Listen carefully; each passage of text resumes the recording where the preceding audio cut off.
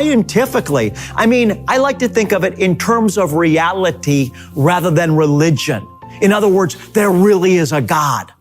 God is spirit. We've been born of Hashem's spirit. We've been born of God's spirit. We've been given his nature. Now what I want to do is I want to exercise the Holy Spirit that's within me, that I can be transformed into the likeness of Jesus, be empowered by his power, ascend up into the light through the darkness, and walk in supernatural victory. This is not about religion. This is about reality and relationship. I began this series with the scripture from the book of Genesis about Enoch. The scripture says there in Genesis chapter 5, verse 24, that Enoch walked with God and then was no more. Hear it again. Enoch walked with God and then was no more, for God took him. That scripture speaks to us of the fact that Enoch was walking in such unity with the Creator that he ascended right off the earth. And I like to use that example and put it in front of me to help me pursue that same type of experience, that same type of victory in my life. I'm not saying I'm going to be lifted off the earth and taken like Enoch was, but you know what? Let's not limit God either. God can do anything. Nothing is impossible with God. Let's believe God for his best. What I'm focusing on, however, beloved church, in this series are simple but profound truths that will help us to walk with God, even as Enoch walked with God. When I began this series, I gave you the first key. It begins by acknowledging God. We gave you the second key to walking with God, and that is to understand his presence. Many of us are missing so much of what the Holy Spirit is communicating to us. Church, it's not an automatic thing. We don't automatically hear what the Spirit is speaking to us. That's why Jesus said in the book of Revelation, he that has an ear to hear, let him hear. Not everybody is hearing. Jesus is speaking to many of his children by his Spirit, but they're not able to understand his presence. They're not able to discern his voice. We need to be paying attention to our circumstances, because oftentimes God is in the circumstances, even difficult circumstances God is sometimes in. Your difficulties sometimes are exactly what you need for a soul correction. They're exactly what Father is doing in your life to discipline you, to bring you to the place where he can bless you. You need to be watching your circumstances. Whatever you're going through every day, ask Father, are you in this? Is there a lesson I need to learn here? Is there something that you're saying to me in this circumstance? Somebody calls you out of the blue on the phone. Don't just take it for granted that they called. Ask Father, you're trying to say something here to me through this individual. Look for his voice through what other people say to you. Obviously, the scriptures, divine intuition. Pay attention to what you're feeling inside. Oftentimes the Holy Spirit's speaking and we have this sense of what's right and wrong. We have this sense of which way to walk. We have a sense that yes, you should do that, or no, you shouldn't do that. But too oftentimes we're not in tune enough. We're not abiding deep enough in the Spirit to pay attention. We need, beloved ones, to understand his presence. We can walk with God, beloved ones, listen, by clothing ourselves with his nature. When I speak about walking with God, when I say you can walk with God, what I'm actually aiming towards is unity with him. Enoch walked with God. He was lifted off the earth supernaturally and taken to be with God because he had reached a place of such unity with Hashem, the Creator. This is the purpose for our life. We're going to get to this, unity with God. So when I say you can walk with God, I'm talking about you can come into unity with God by clothing yourself with his nature. You see, we have a choice of how we respond. In other words, something happens that frustrates us. We can either be in the flesh and respond to that frustration with immediate anger, or what we can do is we can restrict our frustration. We can subdue that frustration and respond with kindness, compassion, and love. And so if we're going to walk with God, if we're going to come into unity with our Creator, we need to clothe ourselves with His nature.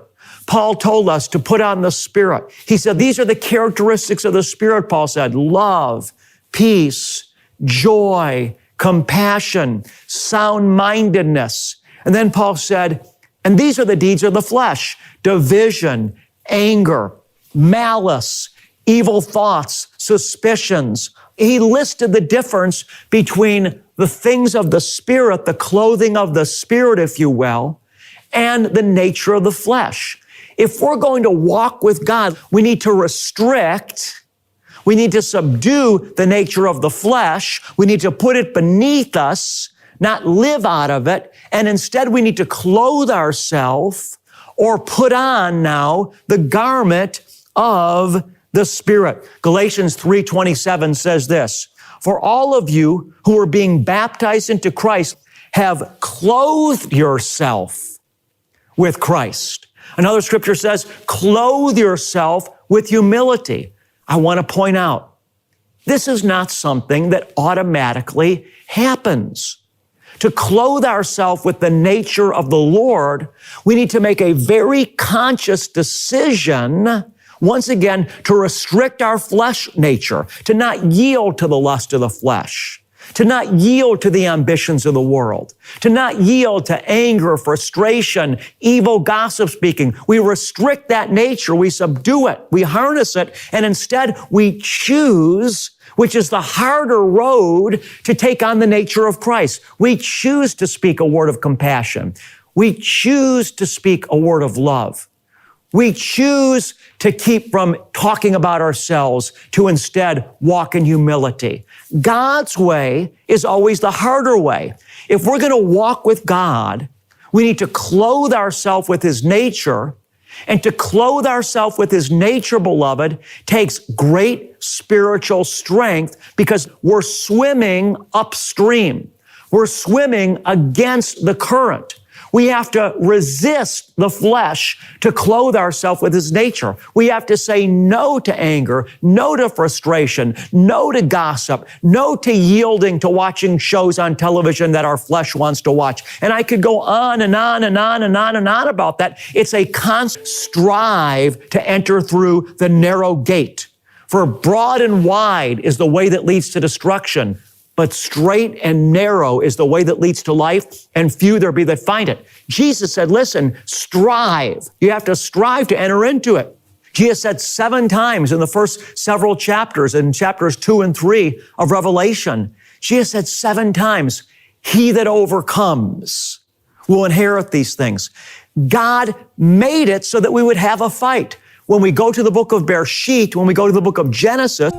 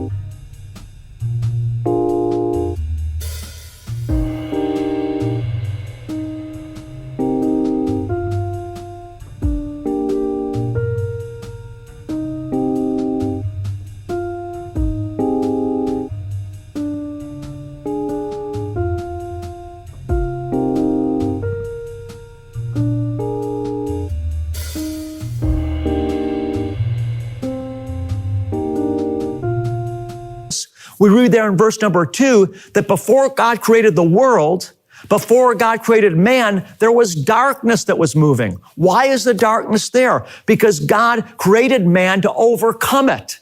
He created us to get dominion over it through the Holy Spirit. We're supposed to be in a fight. God put the resistance here. Think about this. Electricity does not form light without going through the process of resistance.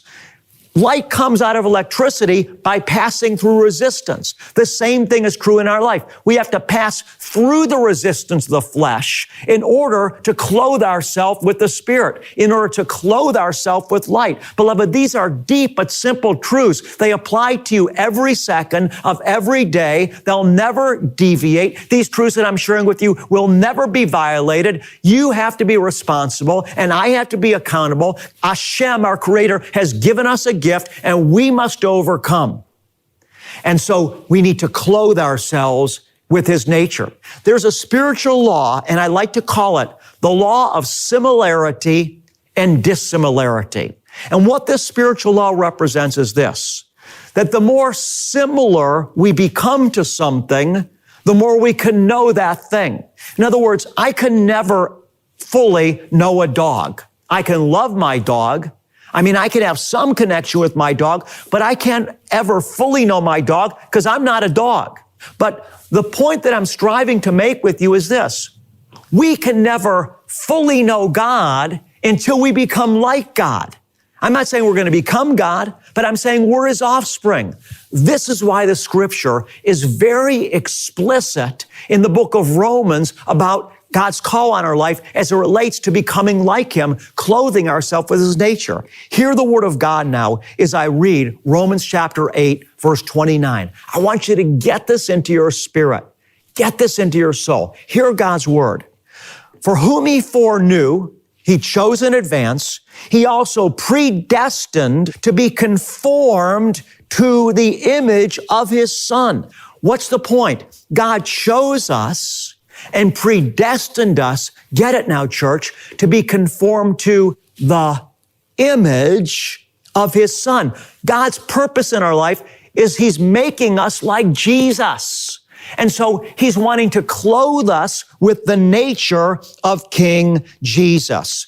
The more we become like Jesus, the more we take on His nature, the more we restrict the desires of the flesh and choose the Spirit, choose to clothe ourselves with love and joy and peace and compassion and temperance, etc. The more we restrict the flesh and choose the Spirit, clothing ourselves with the Spirit, the more we're going to become like Jesus, and the more we become like Yeshua, the more, beloved, we're going to come into unity with God, and the more we're going to know Him.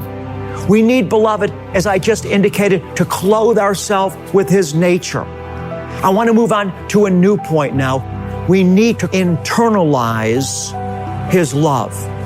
Until you and I have really internalized His love, we deeply have become convinced that our Creator, that the God of Israel, that Hashem, that the God and Father of the Lord Jesus Christ, that the Master of the universe, until we internalize the reality that He really loves us, that His favor is really upon us, until we become convinced that He really wants to bless us, that He really wants us to be happy, until we become convinced of His unmerited favor and love in our lives and internalize it, we're not going to be able to walk with Him. So many people, even in the church, they have religion, but they haven't internalized the reality that the Father loves them, that the Father sent His Son to die for them on the cross because He loves them. You see, the truth is, God has been with you in your worst times, and His love for you has never